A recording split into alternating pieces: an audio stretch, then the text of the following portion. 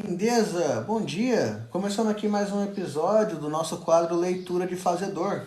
Nós estamos lendo juntos o livro Branding e Design, da Sandra Ribeiro, como criar uma estratégia de criação de identidade de marca. É muito interessante, começamos ontem o capítulo 1, falamos sobre os primórdios da identidade visual, qual foi o primeiro projeto de identidade visual do mundo e como isso revolucionou o modo como as pessoas se relacionam com as marcas. Continuando aqui a nossa leitura.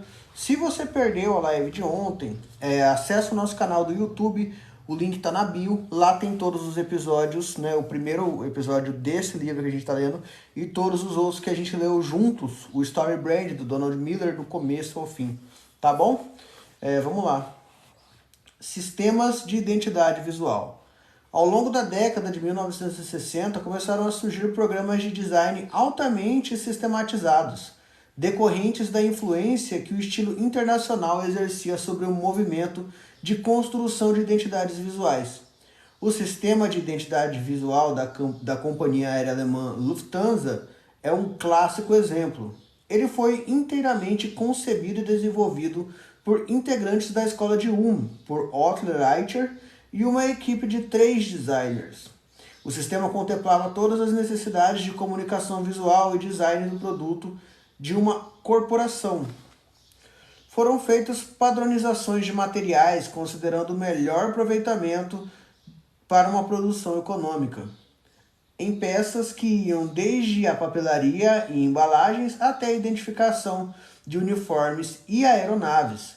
O programa de identidade visual corporativo da Lufthansa se tornou um protótipo internacional para sistemas fechados de identidade, com todos os detalhes e especificações dirigidos para uniformidade absoluta.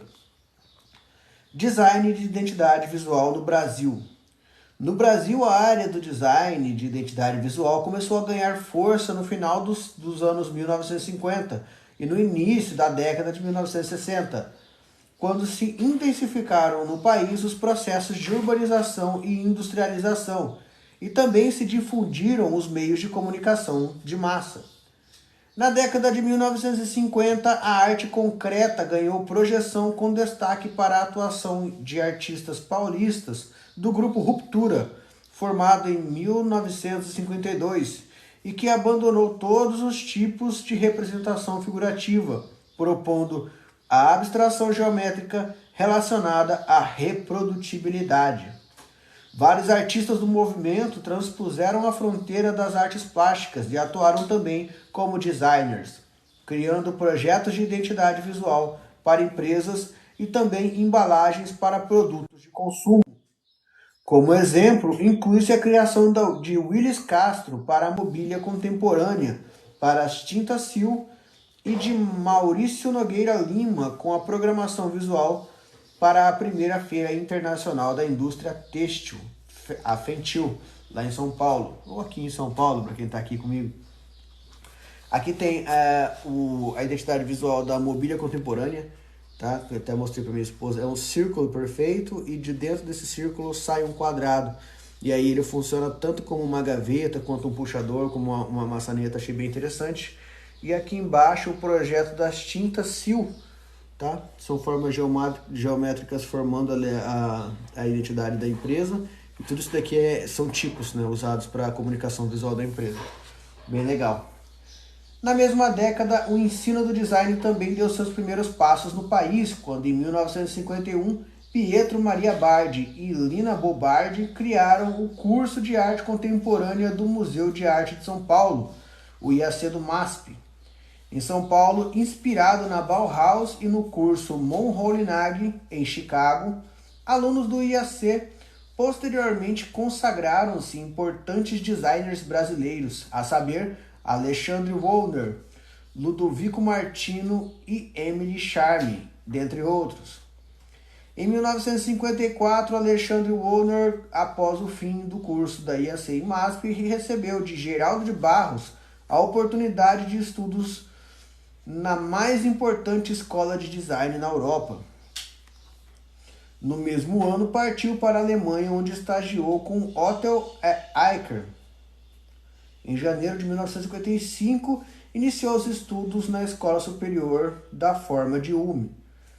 As décadas de 1960 e 1970 foram vitais para a criação e o amadurecimento do campo de identidade visual no Brasil e, consequentemente, para a consolidação dos mais importantes escritórios brasileiros de design gráfico da época, já que esta foi a atividade principal exercida pela geração pioneira de designers, da qual se destacam nomes como Alexandre Wallner, João Carlos Calduro, Ludovico Martino, Aloísio Magalhães e Rubens Martins. Em 1958, Wallner desenvolveu no escritório de Form e Form um dos mais representativos trabalhos do estilo racionalista vigente da época, o Sistema de Identidade Visual para Sardinha Coqueiros. O projeto incluía a criação de uma nova marca gráfica e uma nova linha de embalagens para o produto, além dos anúncios de lançamento da nova identidade veiculadas na revista Manchete, segundo Maria Jorge. Wallner lembra que a chance de unificar toda a gestalt de uma indústria foi uma oportunidade rara na época. Ainda segundo a autora, o sistema de identidade visual das embalagens de sardinha coqueiro é considerado um clássico do design brasileiro, tendo se mantido no mercado por cerca de 40 anos. Ele é frequentemente reconhecido como um dos mais importantes projetos da geração pioneira do Brasil. E com certeza, se eu te mostrar agora, você que é, eu não vou dizer mais antigo, você que é mais vivido, sabe, mais encorpado, assim, daquela época boa, sabe? Vai lembrar disso daqui. Que foi? Quem chamar vocês de velho é gente besta, gente bobinha. Ó, essa daqui é a identidade visual da sardinha coqueiro, ó. Com certeza, se você não viu isso daqui na internet, se você não viu pessoalmente, você já viu na internet. Eu lembro disso aqui. É bem característico, bem interessante. E assim, estamos falando de uma latinha de sardinha, né? Então na época poderiam ter falado assim, putz, sardinha.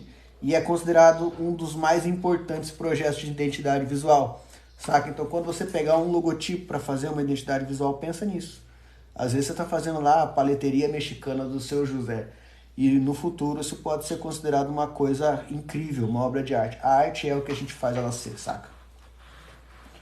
O contexto socioeconômico brasileiro da década de 1960 favoreceu vigorosamente o surgimento e a implantação das escolas superiores de desenho industrial, ancoradas na referência e nos paradigmas da escola de Ulm,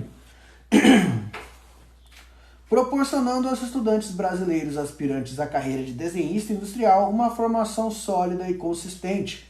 Os mesmos paradigmas, eficácia perceptiva, pragmatismo visual e sistematização, ênfase no moral, no valor de uso e disciplina metodológica, nortearam a atuação dos designers brasileiros na construção dos projetos de identidade visual a partir da década de 1970.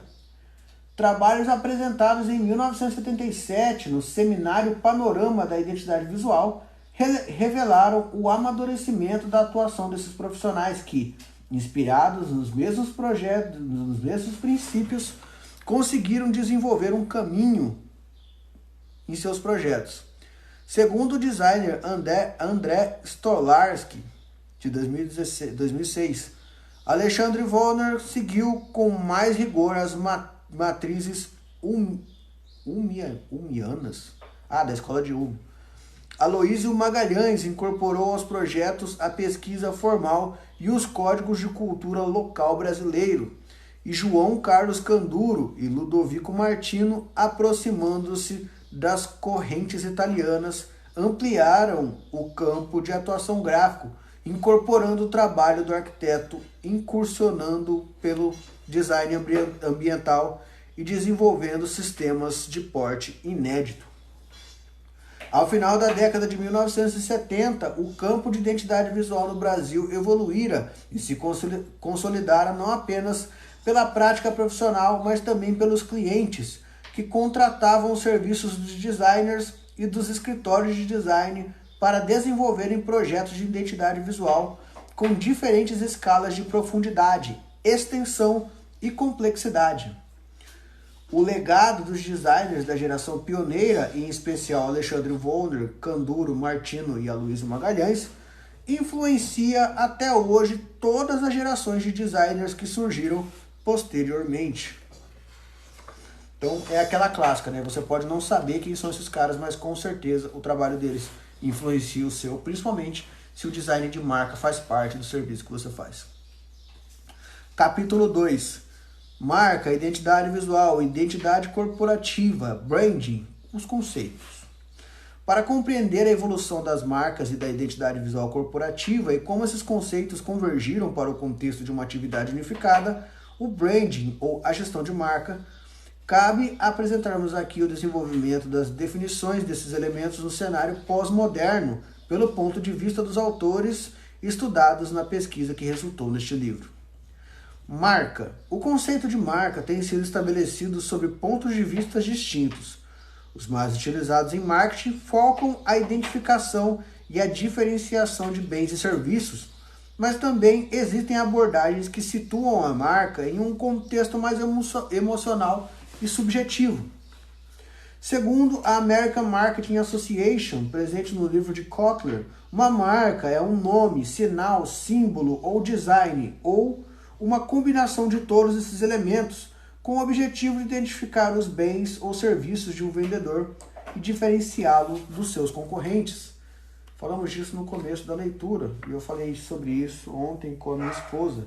Marca é o que fica quando você entra em contato com a pessoa. Se você ficar muito tempo no sol, fica com marca de sol. Se você tomar uma batida, aquilo deixa uma marca no seu corpo. Quando o cliente entra em contato com você, a sua marca, tecnicamente, deveria ficar nele. Você deveria deixar uma marca nele. E é isso que acontece. Marca é um nome diferenciado e ou simbolismo, tal como um logotipo, marca registrada ou desenho de embalagem, destinado a identificar os bens e serviços de um vendedor ou grupo de vendedores e a diferenciar esses bens e serviços daqueles dos concorrentes. Isso é do livro do Acker, de 1998. O Acker também é um autor muito interessante. A Associação de Designers Gráficos de 2000 define marca como design, nome, símbolo gráfico, logotipo ou combinação desses elementos utilizados para identificar produtos e serviços de um fornecedor e vendedor, a fim de diferenciar dos seus concorrentes. Mesma coisa. Para Clotilde Pérez, não confundir com a Bruxa de 71, marca uma conexão simbólica e afetiva estabelecida entre uma organização e sua oferta material, intangível e aspiracional às pessoas a quais se destina, mais sentimental a descrição dela.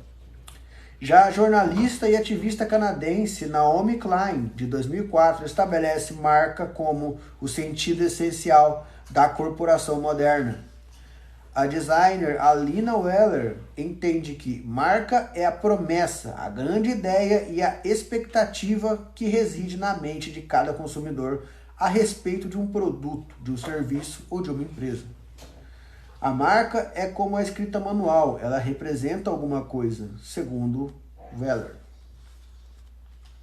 A consultoria de branding e avaliação de marcas, Interbrand, publicou em 2008 um glossário de marcas que define o termo marca de forma abrangente sobre diferentes perspectivas. Segundo eles, marca é uma mistura de atributos tangíveis e intangíveis, simbolizados por uma marca registrada que, quando trabalhada de forma apropriada, cria valor e influência. O valor tem diferentes interpretações. Na perspectiva do mercado ou do consumidor, é a promessa e o cumprimento de uma experiência. Na perspectiva empresarial, é a segurança de lucros futuros. E na perspectiva da lei, é uma peça independente com propriedade intelectual. As marcas simplificam as tomadas de decisão, representam uma certeza de qualidade e oferecem uma alternativa relevante, diferenciadas e com credibilidade em meio a ofertas de concorrência. Isso é da Interbrand de 2008.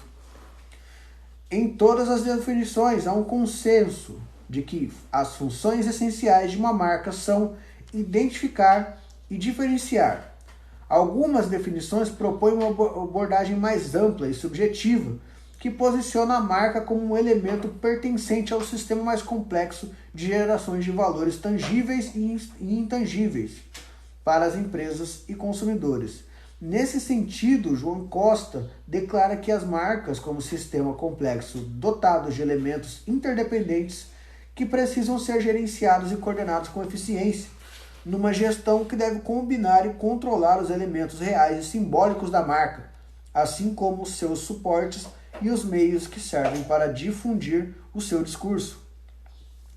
Deve-se considerar também a expressão marca gráfica, que a cada dia vem sendo adotada por mais designers para nomear um conjunto de símbolos e logotipo, uma vez que o termo marca pode estar associado também a uma dimensão imaterial e subjetiva, como alguns dos autores citados definiram. Portanto, neste livro, se adotou a expressão marca gráfica para se referir ao conjunto de símbolos e logotipo.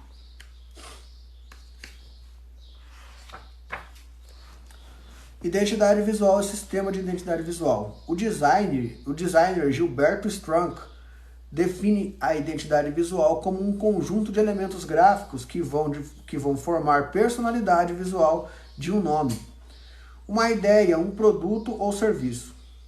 Segundo o autor, esses elementos devem informar substancialmente à primeira vista, estabelecendo um nível ideal de comunicação com quem os vê. Segundo o glossário que temos, segundo o glossário de termos e verbetes da ADG, identidade visual é o conjunto sistematizado de elementos gráficos que identificam visualmente uma empresa, uma instituição, um produto ou um evento, personalizando-os tais como um logotipo, um símbolo gráfico, uma tipografia, um conjunto de cores. De forma geral, há um consenso entre as fontes utilizadas para a definição de identidade visual como algo de natureza física e tangível, percebido e decodificado pelo sentido da visão.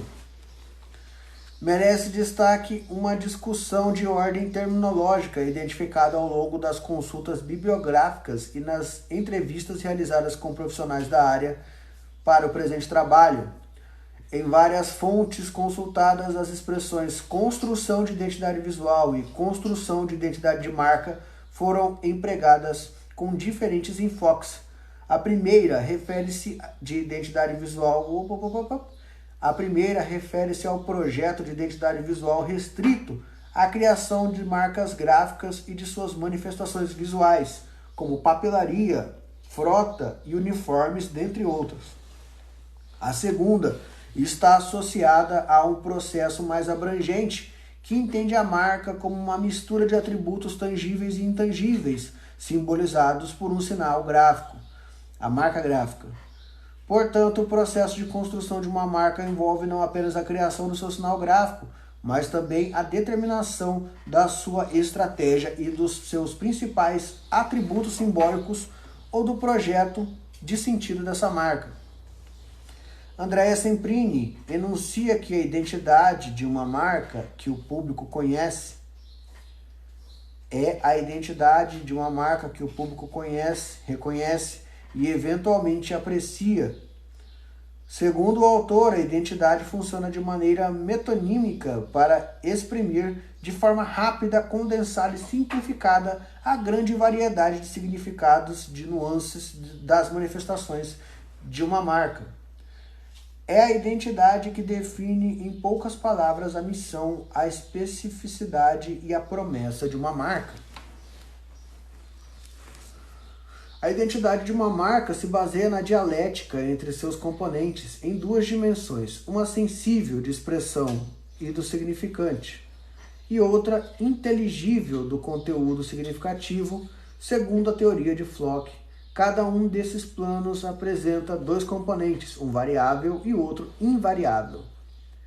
O autor postula a identidade de marca como algo dinâmico, mas que pode ser considerada identidade, no sentido amplo da palavra, por ter também a capacidade de conservar uma dimensão invariável.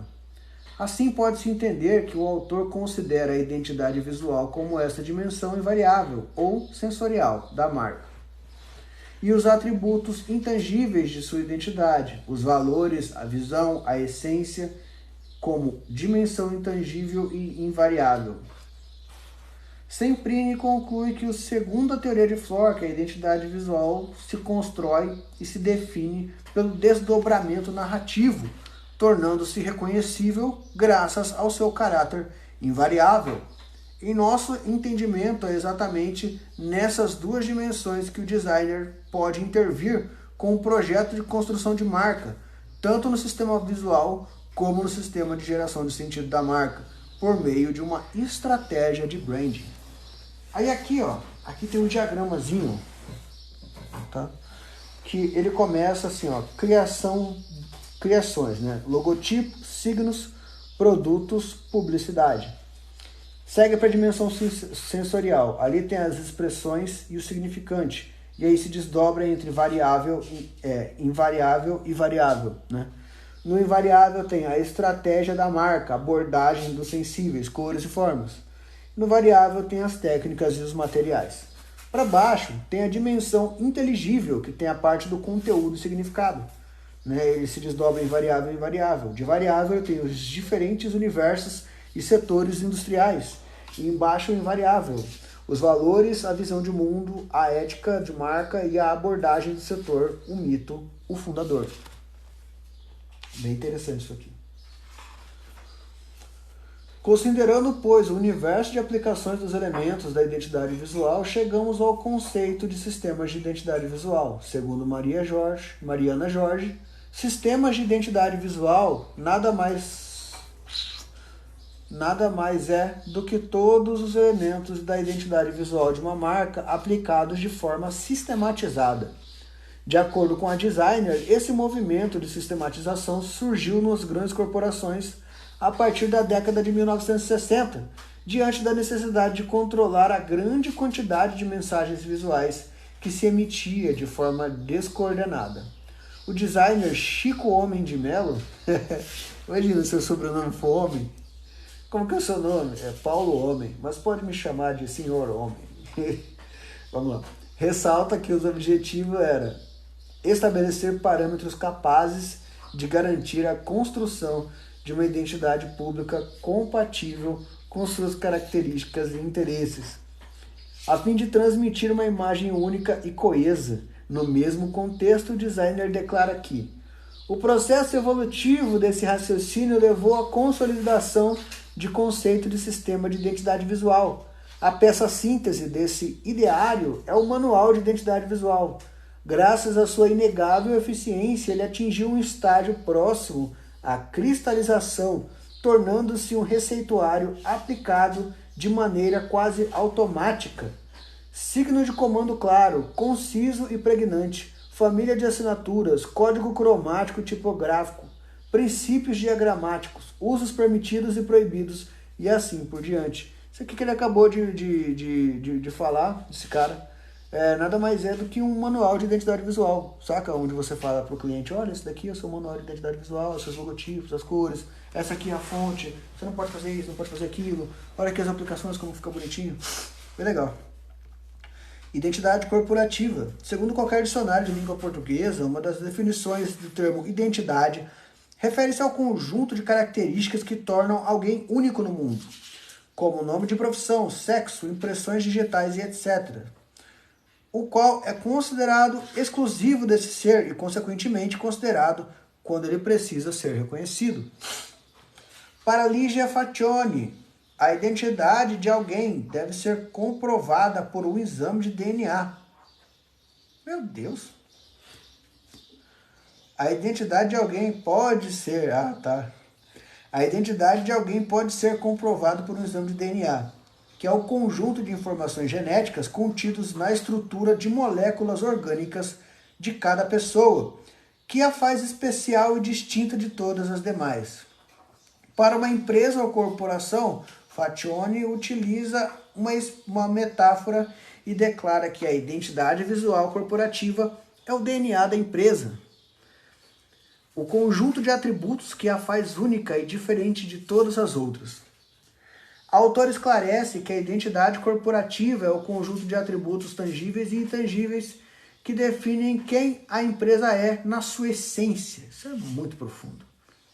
a marca gráfica, o nome, o ambiente, o atendimento, a missão, a visão, os documentos e a propaganda são apenas manifestações físicas da identidade.